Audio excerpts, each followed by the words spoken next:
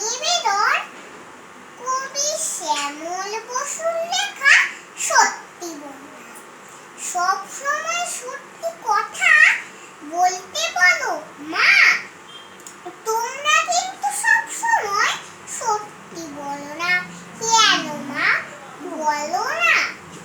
যখন বলল দিদা পুজোয় থেকো দেশের বাড়িতে,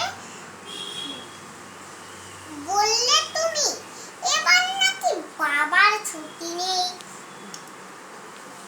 হ্যাঁ, তবু দিদাকে যে দেশে ফেলে সেই পুজোতেই পুরি খেলে। বলো দিদার কাছে মিথ্যে এটা বলা হলো না।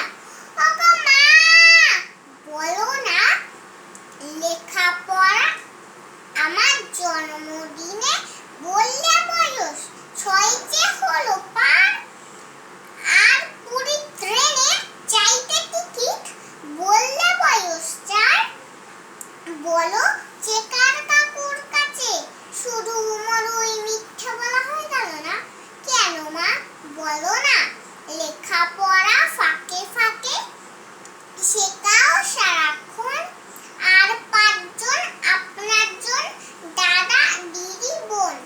তবে স্কুলে যাবার দিনে বললে কেন টিফিন কিনে দেখো সোনা 1 লাখেও কাউকে দিও না কেন মা, বলো না। নমস্কার। আচ্ছা, এটা কর।